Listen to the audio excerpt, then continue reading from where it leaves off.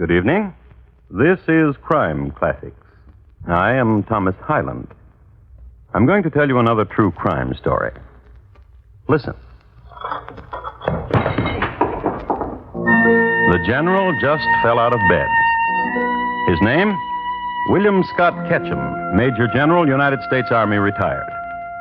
So that there'll be no mistake, this is the same William Scott Ketchum who led the famed Ketchum's Raiders against the Seminoles in 1842, who was acting Inspector General of the Department of the Missouri, and the one who did such a bang-up job of recruiting in Harrisburg, Pennsylvania during the Civil War. The general is in agony. In protest against the quick ebb of his life, he's kicking the floor.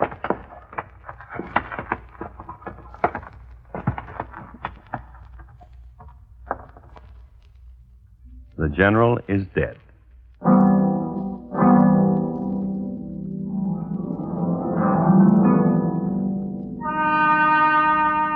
And tonight, my transcribed report to you on the final day of General Ketchum and how he died. Crime Classics, a series of true crime stories taken from the records and newspapers of every land from every time. Your host each week, Mr. Thomas Hyland, connoisseur of crime, student of violence, and teller of murders. Now, once again, Thomas Hyland.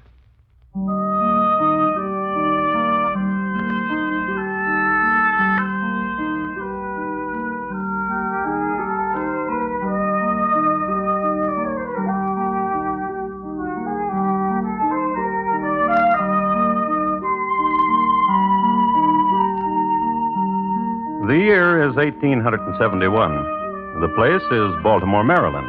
The month, June. No poet in the world, to my knowledge, has ever written a poem about this month in Baltimore. It is hot, it is humid, and the oysters are not in season. And any almanac will show you that in June 1871, had oysters been in season, with eggs and breadcrumbs, they could have been fried on the sidewalks. For most Baltimoreans, it was the season for dipping hands into tepid scrub water to wash the marble stoops. It was the season for sleeping on back porches and Druid Hill Park, the time of sweat and the hand fan, and the usual quota of elderly stout folk dropping dead from the heat. In short, it was a time to get out of there. In a certain house near Charles Street, a lady was preparing to do just that. Her name, Mrs. Wharton. And she was packing to go to Europe.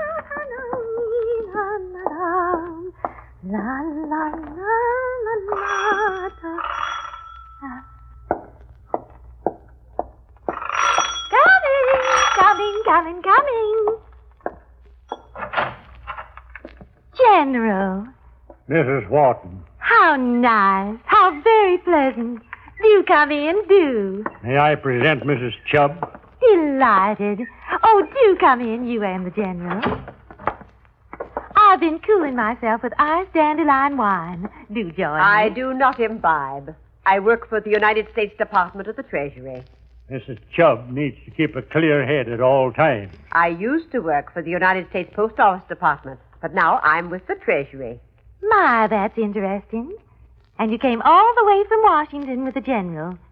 Perhaps your next position will be with the Army. My dear Mrs. Wharton, I must talk to you. Of course. Will you pardon us, Mrs. Chubb? Is this where you talk to her about the money she owes you? Mrs. Chubb. $2,600. Isn't that what you told me, General? Why don't you pay the General his money, Mrs. Wharton? Mrs. Wharton? Yes? As long as the cat is out of the bag, I thought to bring along the note you signed. I understand you're going to Europe. Get the money, dearie. Why, I have a distinct recollection, General, of having reimbursed She's going to tell you she's paid you the money. Let's not embarrass each other. But there's really no hurry, is there? There's no train back to Washington for hours.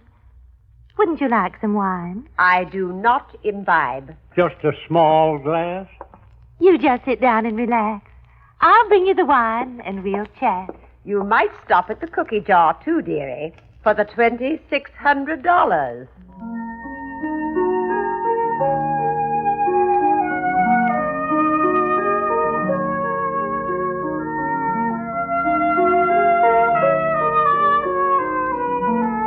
The heat in Baltimore wasn't bad enough, but what the only breeze was an ill wind that blew in from Washington.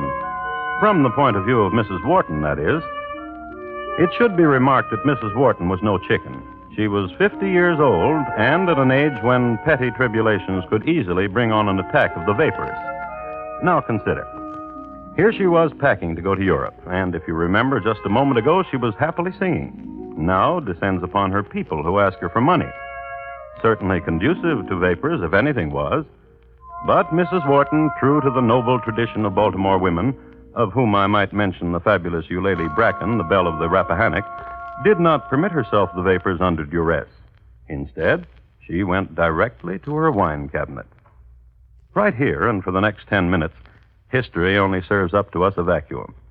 We do know, however, that when Mrs. Wharton returned to her guests, carrying a goblet of wine for the General, this remark was made.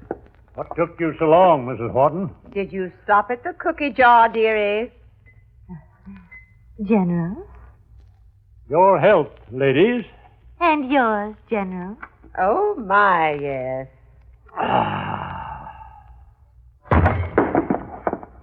General!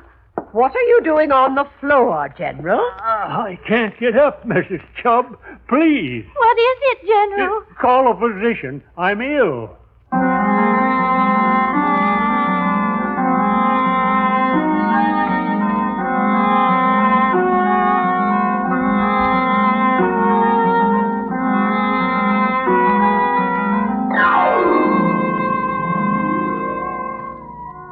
And how's my patient now? Feeling better? Dr. Chu? Yes?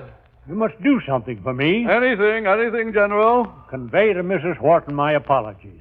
Tell her I'm so ashamed of myself for falling down on her rug. And tell Mrs. Chubbs to find a room in town.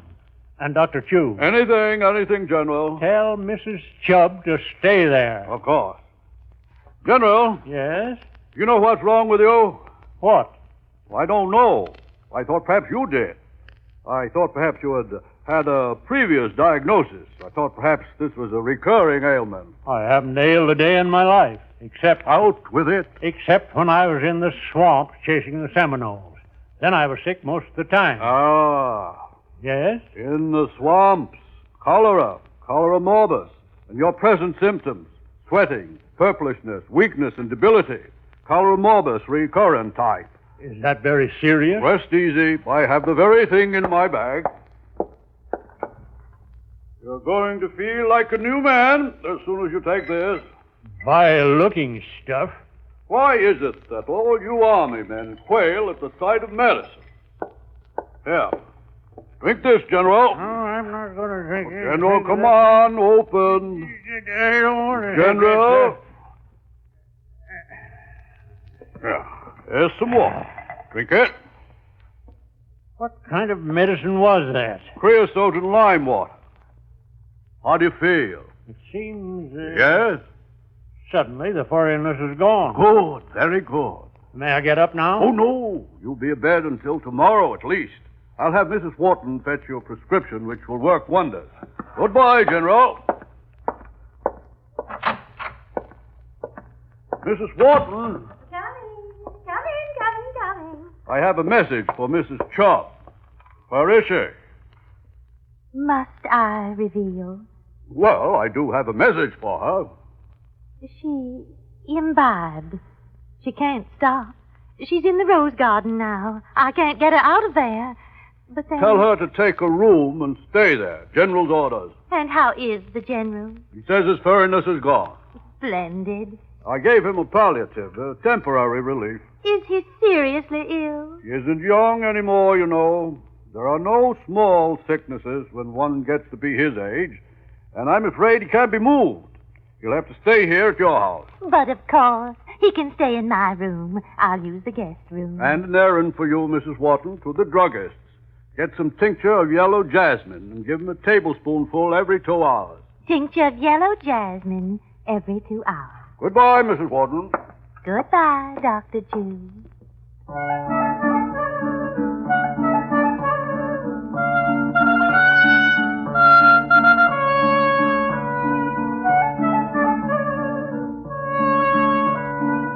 So Mrs. Wharton, dressed prettily, took parasol to hand and strolled down Charles Street. She walked slowly because of the heat and because Charles Street is a fashionable street, and one is apt to meet many of one's friends, and one is apt to stop and pass the time of day. Why, yes, Mrs. Becker. General Ketchum just fell right over, right there in my parlor. And she strolled some more. And to Miss Celia Bradshaw, an old friend of hers from picnic days, who she saw waiting on a corner. You'll never guess, Celia, who's dying in my house. At least I think he's dying. Dr. Chu wouldn't confess it, but I have a premonition. The General's dying. General Ketchum. And at the druggist's, she took time to down a sherbet. Seltzer water was all the rage in Baltimore in this era, so she had a little of it with a squeeze of lemon. Then she walked over to the druggist and ordered... Tincture of yellow jasmine, sir. And while you're at it, I'd like some tartar emetic.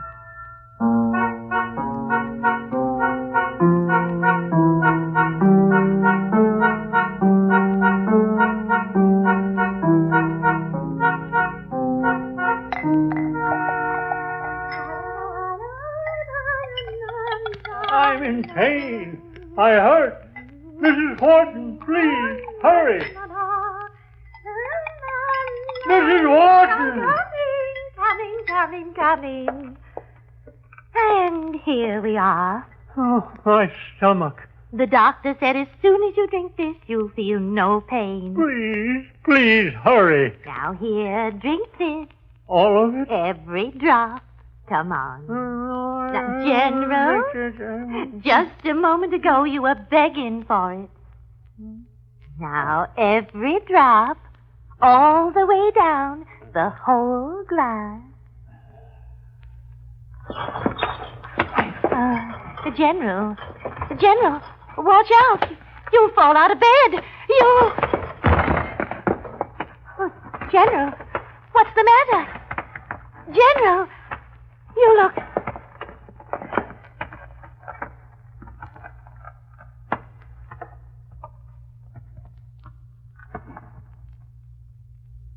Oh, General.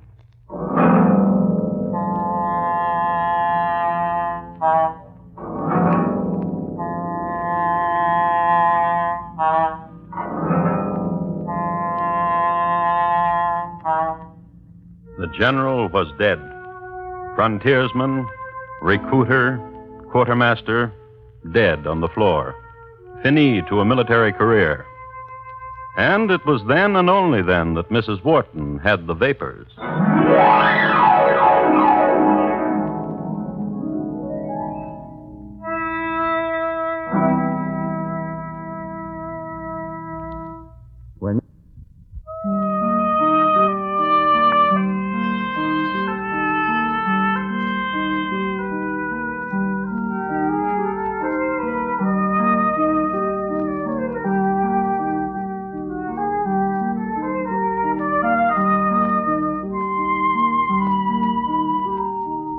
A few words about Baltimore, Maryland, of the era which concerns us.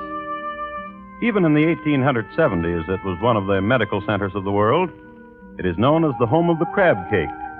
Sidney Lanier, Edgar Allan Poe, Henri de Rochefort, alias the French butcher. And, as is well known, has given its name to a bird, the oriole. It is a city of row houses and marble stoops and beautiful women. If from Baltimore, all the more, one of the rapier wits of the time had it of the beauty of the city's damoiselles. It is known that in her earlier days, Mrs. Wharton met neatly the qualifications of the adage, and at 50 she was not to be sneezed at. However, at this precise instant, we may safely assume that the lady presented an appearance somewhat less than comely. For a general had just tumbled out of her bed and died. Fright, horror, dismay. But a few of the things this gentle lady must have experienced, and how nice could a gentle lady look under such circumstances?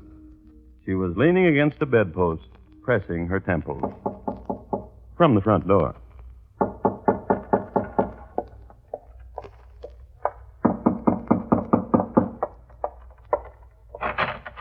Good afternoon, Mrs. Wharton. Oh, Mr. Van Ness, quickly, come in. You look so pale.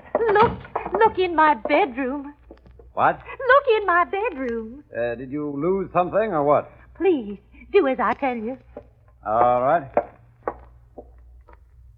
Oh. He looks terrible, Mrs. Wharton. He's dead.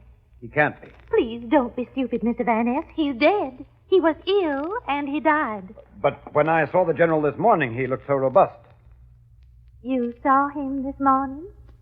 Why? He came to check your accounts with me. Oh? As your solicitor, I was only too happy to discuss them with him. Why didn't you tell me Tell you what, Mr. Van Ness? that you were in the general's debt to the tune of $2,600? I paid him back immediately. Do you have the note you signed? Did he return it to you when you paid him? Why do you ask? He showed me a note this morning. He said he wanted his money. I knew nothing about it, so he said he would see you. He saw me. He tore up the note. Tore it up? Why? Did you pay him? No. He tore it up as a sailing gift to me, to see me happily on my way to Europe. Do you have any witnesses of the transaction? No. That is not good. Mrs. Wharton, Yes? there was a lady with the general this morning. Come to the window, Mr. Van Ness. See? There. Where? There. Under the Empress Eugenie rose bush. Why, it's Mrs. Chubb. She imbibed. Well, she told me she never did. She said she was employed by the United States. As my solicitor, you must tell me. What shall be done now? I must tell you that I will have to report this of the $2,600. Of course you do. And you must be very distressed, Mr. Van Ness. Yes. Yes, I am. Do sit down. I'll fetch you something to drink. All right. I'll only be a moment.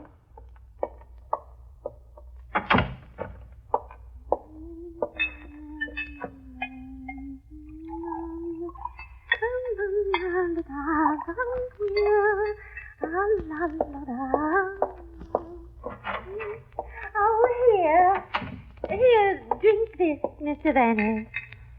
Your favorite. Thank you.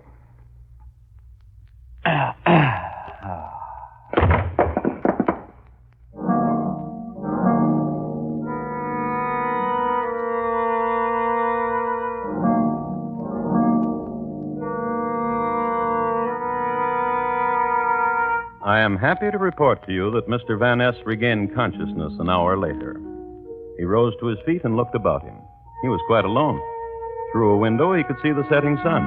He could also see Mrs. Wharton's rose garden, and in it, Mrs. Wharton, her arms about the waist of Mrs. Chubb, of the United States Department of the Treasury. And the two ladies were walking about the rose bushes. Whenever Mrs. Chubb would stumble, Mrs. Wharton would dab at her face with a handkerchief and assist her to her feet. Mr. Van Ness let his gaze drift from the bucolic scene and went immediately into the boudoir, where was the corpse of General Ketchum. Mr. Van Ness determined that promissory note which he had seen earlier that day was not upon the general's person, so he took himself to the police and to them made charges, and the charges, murder. But I murdered no one. The general took ill at my house. Ask Dr. Chu. The general was sick, all right. I diagnosed it as cholera morbus recurrent type. The general having been sickly in the Everglades. So you see, I didn't murder the general. Why should I? Because you owed him $2,600. He tore up the note as a gift. You were with him alone when he was dead. You could have destroyed the note yourself. And you call yourself a gentleman. And you call yourself a lady. I am a lady. I work for the United Of course. She drank of the same wine that did the general. And you too, Mr. Van Ness. You got tipsy, and all that happened to her was a few scratches, thorns, Empress Eugenie rosebush thorns. Well, I don't know what came over me. Oh, there, dear, there. You're so sweet, Mrs. Wharton. When you're in Baltimore, my house is your house. Murderess.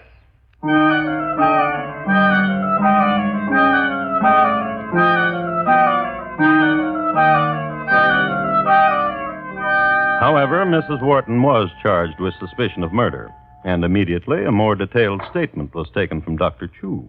Cholera morbus, recurrent type. More? Oh, when I was first called to attend General Ketchum, I found the sick man in a semi-comatose state. The pupils of the eye were of a natural size, but almost wholly insensible to light. When I prepared the dose of medicine, I found the General's teeth so clenched that it was a matter of considerable difficulty and adroit convincing to put it in his mouth. His furriness, gentlemen, the haziness of manner vanished almost immediately. I gave then Mrs. Wharton a prescription calling for tincture of yellow jasmine. And the druggist was questioned. Oh, yes, I remember vividly the occasion. Mrs. Wharton entered my store, had a sherbet, some seltzer water over a dash of lemon for heat, tincture of yellow jasmine, and tartar emetic. A word about tartar emetic. It is a deadly poison. I use it externally for wrinkles. As did many ladies of the time. Next came the autopsy. The general's stomach was removed and examined. Two of the greatest internalists of the day, Dr. Williams and Dr. Aiken of the Maryland University, could not agree as to the causes of death by a superficial examination, so it was sent to a chemical laboratory at the Johns Hopkins University. And upon the analysis depended the fate of a lady who just wanted to go to Europe. Of course, the flagellation wasn't complete, but that's the way it happened. All right, hand it to me. I'll put it through the filter. Filtrate. Thank you. I'll wager Dr. Imhoff was astounded, wasn't he?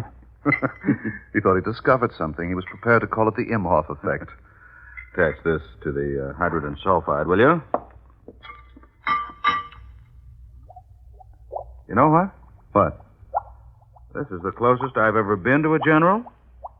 His stomach in an Erlenmeyer flask. I did a prima donna once, poisoned by a jealous mother. Arsenic she used. You should have seen the titration on that one. Precipitated. I'll get it. Here. You separate. I say no poison.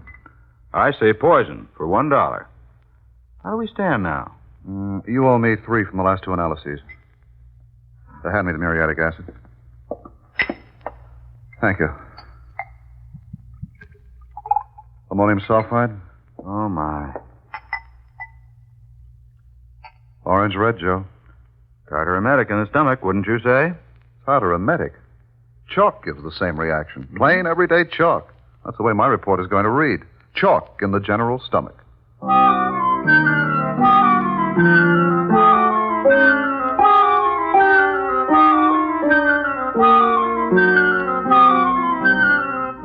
So they gave their report to the city solicitor's office, each different. One tartar emetic, the other chalk, which confused the city solicitor no end, for not 1 hour before he had read a report from another chemist, Professor R.S. McCullough.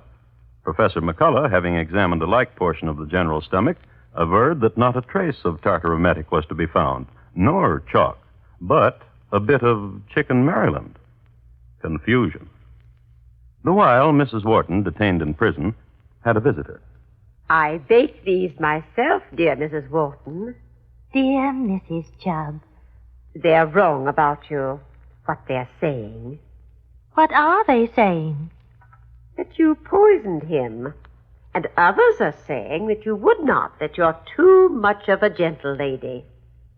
Do you remember, dear Mrs. Chubb, when you came to my house, you drank from the same bottle as did the general? Did I? Of course you did.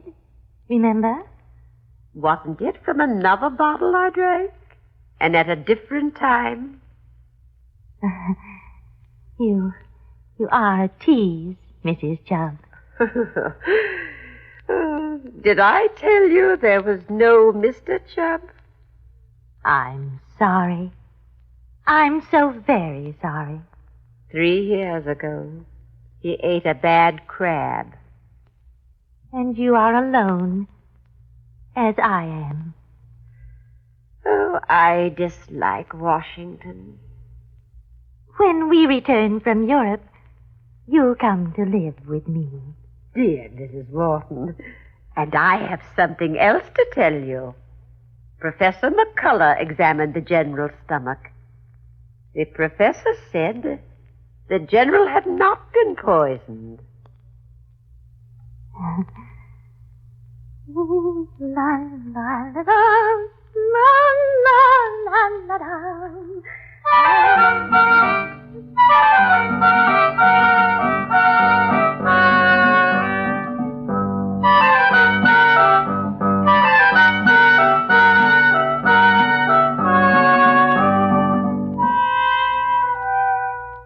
What transpired next, I have in a journal of the day. It is headlined with Doctors Disagree, Learned Men of Science at Variance, Several Schools of Thought. I quote, Dr. Reese, when interviewed, stated that General Ketchum died from cerebral spinal meningitis. On the other hand, Dr. Edward Warren stated that the general had not died from cerebral spinal meningitis. Dr. John R. McClurg attested that the general died of apoplexy from congestion. Dr. Abram Claude clings to the school of tartaremetic poisoning. And Dr. Josiah Simpson, Dean of Baltimore Physicians, has made this statement. I believe the general died from natural causes.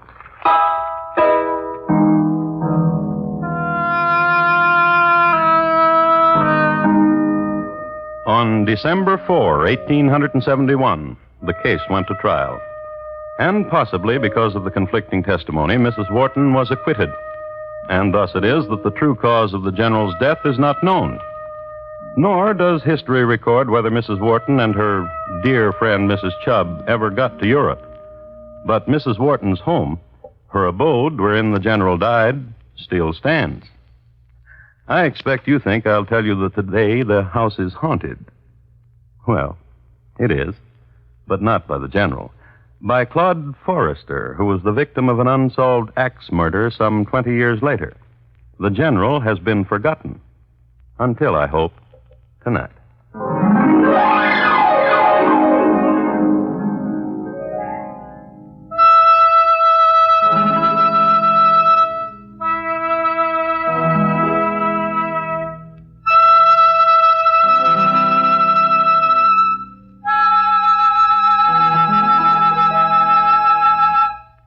General Ketchum, tonight's crime classic, was adapted from the original court reports and newspaper accounts by Morton Fine and David Friedkin.